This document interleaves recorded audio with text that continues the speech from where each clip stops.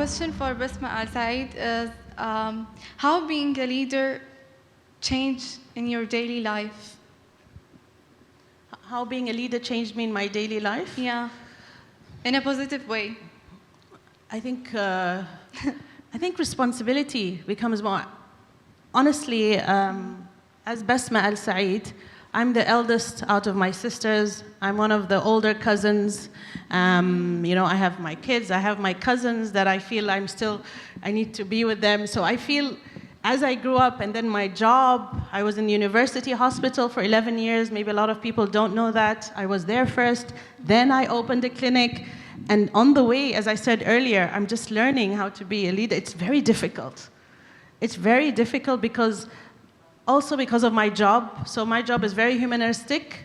So sometimes I feel I used to put a lot of emotions with who work with me, and that's not right. You actually have to have kind of a barrier.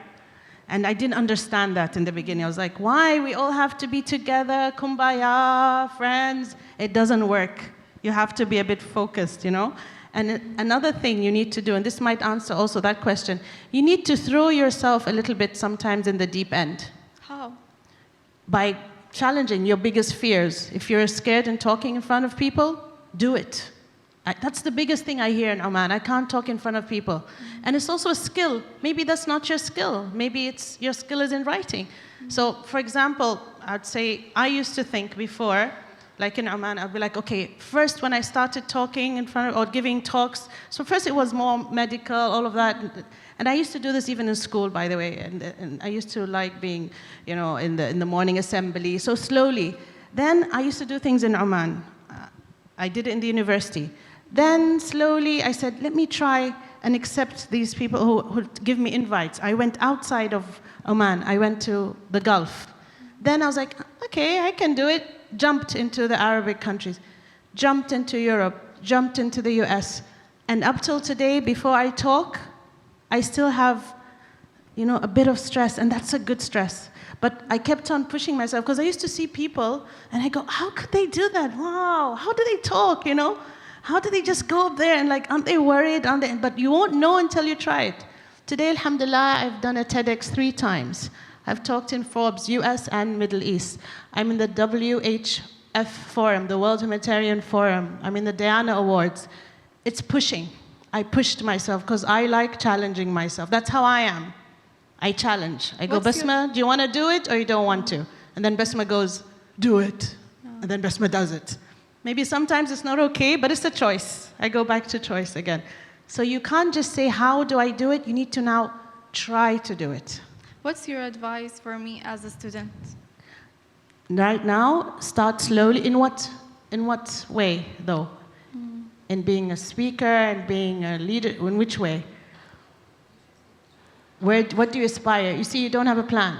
Do you have a plan? Yeah, I want to become a motivational speaker in the future. So start from university. Start from college. That's the best place to start. Start doing small talks. Build yourself, because I think sometimes our educational system, I studied in government school, and it didn't really help at the time. I'm talking about my time. It wasn't about, you know, giving a chance for everyone to speak. Only people who are really good would be, you know, they would speak. But we didn't have that system of teaching how to speak. Yeah. But it was something I liked, so I did it in assembly, I did it in English, in Arabic. It's something that's in me. So if it's in you, build it at home. Do it in front of a mirror, in your family. Don't shy away, because you will lose a lot of opportunities. I see people who are amazing, but they don't talk. And as you see, life is going really fast right now.